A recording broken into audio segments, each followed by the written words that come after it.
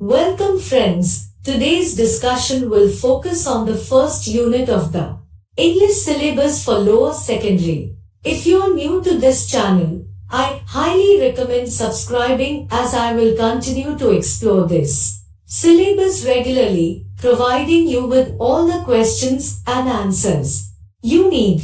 With a comprehensive breakdown of this lesson, you'll be able to understand and master the basics of basic and lower secondary English preparation.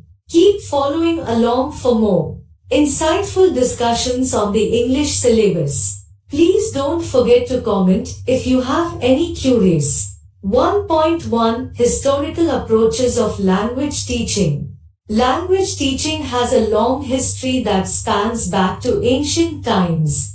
The approaches and methods used to teach languages have evolved over the years, reflecting changes in society, technology, and theories of language acquisition. In this presentation, we will explore the major methods used to teach language over the last 150 years. Grammar Translation Method, GTM, also known as the classical method, is perhaps the oldest recorded method of language teaching. It was widely used in Europe during the 18th and 19th centuries to teach Latin and Greek. The approach emphasized the study of grammar rules and the translation of literary texts from the target language into the native language of the learners. This method primarily focused on the written word rather than oral communication. This method was criticized for its lack of focus on oral communication and for teaching an outdated form of the language. Learning objective of GTM. Students learn to read and translate texts from the target language. In this method, students read such as religious text and translate their targeted language. Methodology. The approach focuses on the mastery of grammar rules and vocabulary through the use of memorization, repetition, and translation. Limited communication. The grammar translation method has been criticized for its limited focus on oral proficiency and communication skills. While the method can be effective for teaching reading and writing, it may not be the best approach for developing competence in speaking and listening. Secondly, direct methods. These methods emerged in response to the grammar translation method in the early 20th century. These methods focus on oral communication and natural language acquisition through mimicking native speakers. The approach emphasized the teaching of the target language through direct experience, using visual aids, gestures, and demonstrations. The goal was to create an immersive environment that would enable learners to learn the language naturally without relying on translation. Learning objective of direct methods. The learning objective of direct methods is to facilitate language acquisition through immersion in the target language. This approach emphasizes the importance of using the target language in the classroom beyond just memorizing rules or vocabulary. It aims to develop students' communicative competence by fostering active participation, interaction, and engagement in the language. Direct methods provide students with the opportunity to practice listening, speaking, reading, and writing in real-life situations. Methodology.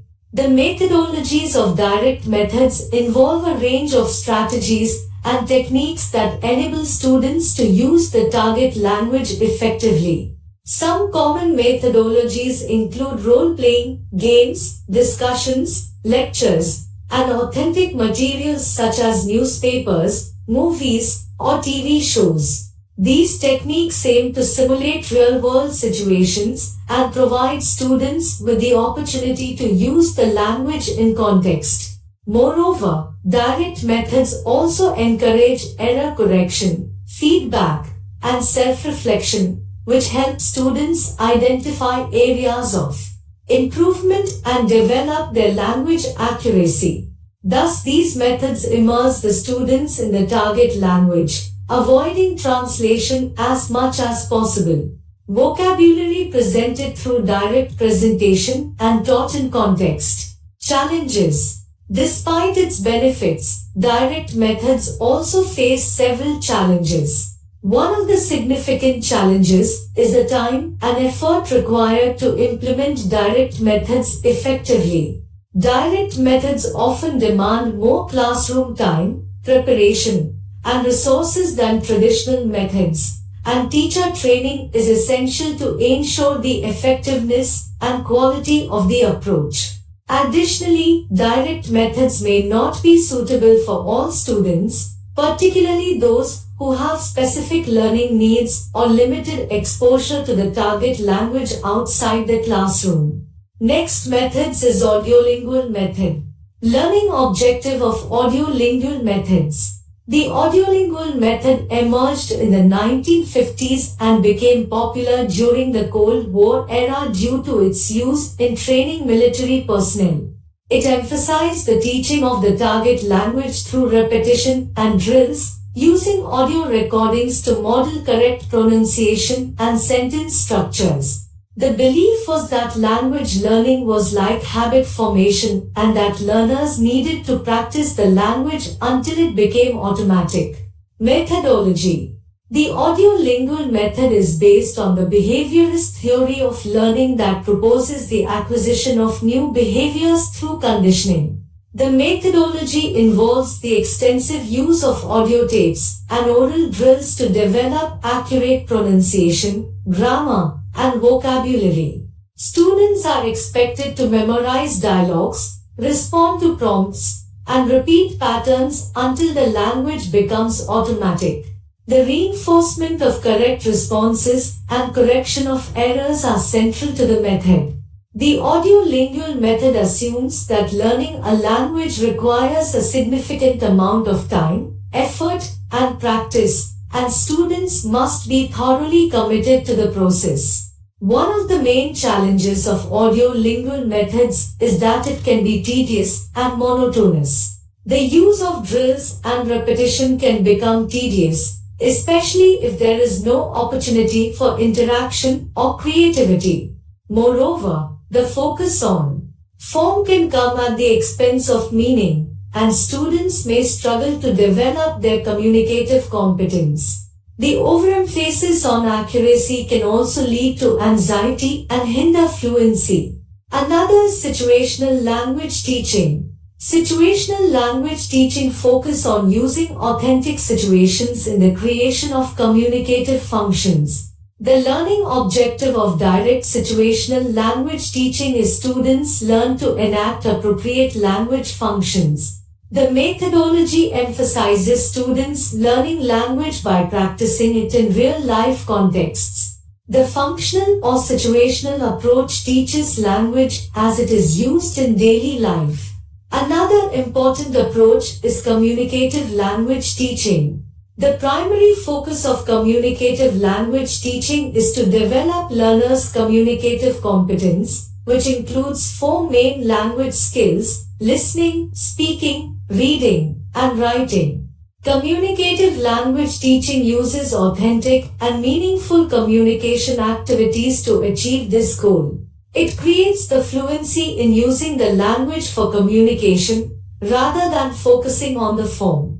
Methods of communicative language teaching aim to enable learners to communicate effectively in real-life situations rather than simply focusing on learning grammar rules and vocabulary. To achieve these learning objectives, communicative language teaching employs various methodologies. One such methodology is task-based learning, in which learners are presented with a real-life task that requires them to use the target language to achieve a goal, such as ordering food in a restaurant or booking a hotel room. Another methodology used in communicative language teaching is the use of authentic language materials, such as news articles, advertisements, and real-life conversations. These materials provide learners with exposure to real-life situations and language use, allowing them to develop their communicative competence in an authentic and meaningful way. Role plays and simulations are another methodology used in communicative language teaching. These activities allow learners to practice using the target language in a simulated real-life context, such as a job interview or a business negotiation. In communicative language teaching, the primary learning objective is to develop learners' ability to communicate in the target language in a way that is appropriate for the given social context. This includes understanding and producing language that is grammatically correct, fluent, and culturally appropriate. Next significant and most popular approaches is task-based language teaching.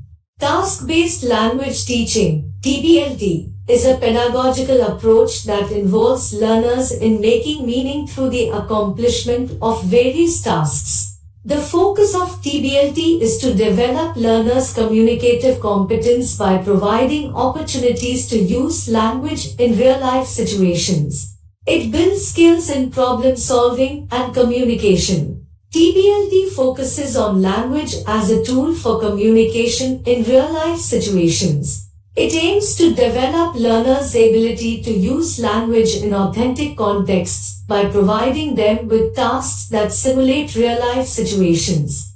The focus is on meaning rather than form, and language is seen as a means of achieving a communicative goal.